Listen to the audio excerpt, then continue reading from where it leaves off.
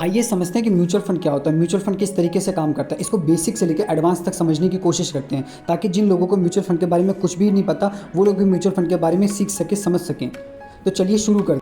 Mutual fund जैसा कि नाम से ही पता चलता है, इसके नाम में ही छुपा हुआ है इसका मतलब। म्यूचुअल फंड यानी कि म्यूचुअल यानी कि बहुत सारे लोगों द्वारा मिलाया हुआ फंड यानी कि पैसा।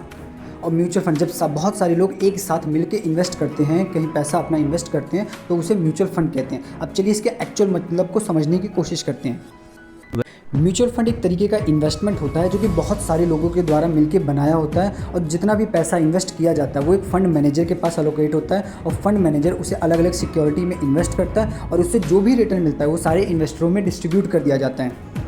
चलिए इसको एक एग्जांपल से समझने की कोशिश करते हैं। मान लीजिए एक चॉकलेट का डब्बा है जिसमें 20 चॉकलेट है और इसका प्राइस 1000 रुपये है। अब कंडीशन ये है कि इसमें आप कभी भी 1 या 2 चॉकलेट नहीं खरीद सकते। अगर आपको खरीदना है तो आपको पूरा बॉक्स ही खरीदना पड़ेगा। तो इसके लिए एक सेकंड ऑप्शन है कि एक पर्सन अगर 200 रुपये पे करने के लिए रेडी है तो ऐसे हम 5 लोगों को ऐड करते हैं, 5 लोगों को ढूंढते हैं, और 5 लोगों से मिल के जितना हमारे पास 1000 रुपये फंड आता है उस फंड से हम चॉकलेट को खरीदते हैं, और चॉकलेट को खरीदने के बाद हम उसमें इक्वली डिस्ट्रीब्यूट कर देते हैं सारे लोगों के बीच। सभी ने मिलकर 1000 रुपये का इन्वेस्टमेंट की थी और सभी को चॉकलेट मिली है 20। तो अगर हम उसको इक्वली डिस्ट्रीब्यूट करेंगे तो हर किसी के पास 4-4 चॉकलेट मिलेगी सभी को।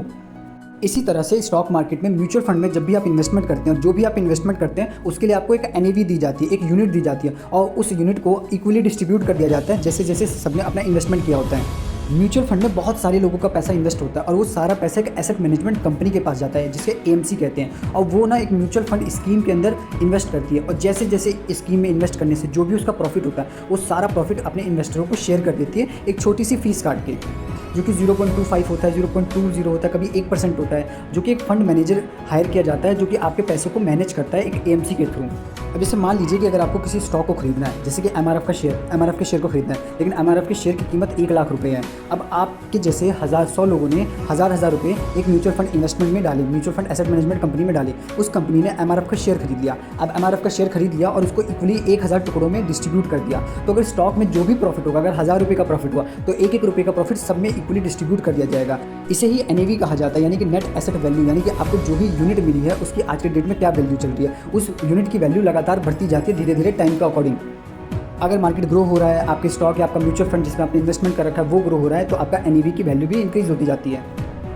ये म्यूचुअल फंड का चार्ट है। अब म्यूचुअल फंड के चार्ट में आप देखेंगे तो इसमें एसआईपी जो है, यानी कि मंथली जो भी इन्वेस्टमेंट करेंगे वो आपकी 100 रुपये की है, और यहाँ पे देखिए एनएवी लिखा है, यानी कि 136 एनएवी लिखा है, यानी कि इतनी वैल्यू आपको अलॉटेड की जाएगी। इसी में आप नीचे जब देखेंगे तो आपको बेसिक इन्फॉर्मेशन में दिखेगा कि फंड का साइज़ कितना है, फंड की एज कितनी है, अगर कोई लॉक इन पीरियड है कि नहीं है, और एक्सपेंस रेशियो क्या है, ये सारी चीज़ें आपको उसी में नीचे भी शो होने लग जाएंगी।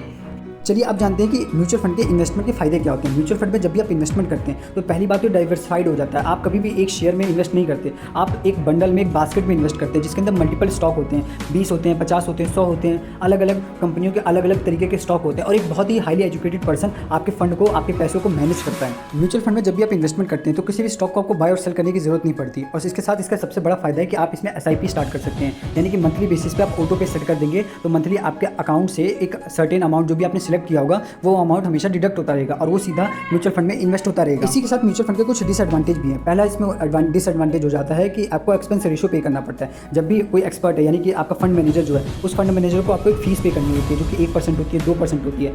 अगर आप रिस्क टेकर इन्वेस्टर हैं तो आप इससे अच्छे रिटर्न बना सकते हैं डायरेक्टली स्टॉक मार्केट में इन्वेस्ट करके, क्योंकि फंड मैनेजर कभी भी किसी भी स्टॉक में इन्वेस्ट करता है तो उसका मेन और प्राइमरी गोल होता है कि अपने रिस्क को मैनेज करना। भले रिटर्न कम बने, शेयर मार्केट में स्टॉक में डायरेक्टली इन्वेस्ट करके आप ज़्यादा अच्छे रिटर्न बना सकते हैं, क्योंकि स्टॉक की लिमिट नहीं होती है। स्टॉक 10%, 20%, 30% या कई बार 100%, 100% तक डबल हो जाते हैं। वो अच्छे रिटर्न दे सकते हैं, बहुत अच्छे रिटर्न दे सकते हैं अगर आपको स्टॉक अच्छे पिक करना आता है तो। लेकिन म्यूचुअल फंड में जो होता है, म्यूचुअल फंड में आपका 12%, 15%, 18%, 20% ऐसे ही रिटर्न बनते हैं annually.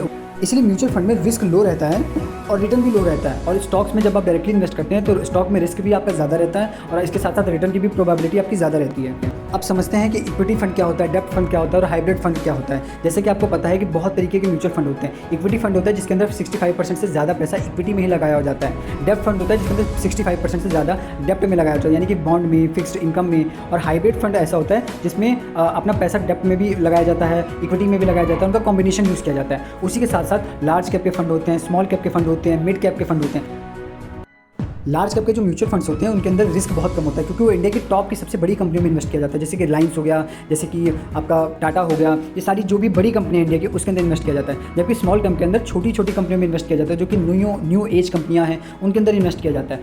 Mid cap mutual fund के अंदर जितना भी पैसा होता है वो सारा मिड कैप कंपनी में लगा होता है, यानी कि जो कंपनियां 5,000 करोड़ से बड़ी हैं और 20,000 करोड़ से कम है वो मिड कैप के अंदर आती है, उनके अंदर इन्वेस्ट किया जाता है। इसी के साथ एक और फंड होते हैं इंडेक्स फंड और ELSS फंड, यानी कि इंडेक्स फंड होते हैं जो कि डायरेक्टली इंडेक्स में इन्वेस्ट करते हैं, यानी कि निफ्टी 50, बैंक निफ्टी, इन सब में इन्वेस्ट करते हैं। ELSS फंड जो वो फंड होते हैं जिसमें आप इन्वेस्ट करते हैं तो आपको टैक्स में डिडक्शन भी मिल जाता है। अब म्यूचुअल फंड में इन्वेस्ट करने के दो तरीके होते हैं, एक होता है SIP, यानी कि हर महीने आप अपना पैसा मंथली बेसिस पे इन्वेस्ट कर रहे हैं, और एक होता है लमसम, यानी कि इकट्ठा आपने सारा पैसा एक साथ मार्केट में लगा दिया। अब SIP में बेस्ट पार्ट ये रहती है कि जब भी आप पैसा इन्वेस्ट करते हैं तो कभी मार्केट नीचे है कभी मार्केट ऊपर, आपको एवरेज रिटर्न मिल पाते हैं, SIP इसलिए बेस्ट मानी जाती है। लेकिन लमसम में ये होता है, लमसम में अगर आपने बहुत हाई पे मार्केट में इन्वेस्ट कर दिया और मार्केट वहाँ से नीचे आ गई तो आपके म्यूचुअल फंड में जो भी प्रॉफिट होगा वो आपका लॉस में बदल जाएगा। लमसम में तब इन्वेस्ट करना चाहिए जब मार्केट बहुत ज़्यादा क्रैश कर रही हो, तब आप लमसम में इन्वेस्ट कर सकते हैं, और SIP आपको कंटिन्यू करते रहना चाहिए अगर आप लॉन्ग टर्म के लिए इन्वेस्ट कर रहे हैं। बाकी ऐसी ही मोर यूजफुल वीडियो के लिए हमारे चैनल को सब्सक्राइब करें।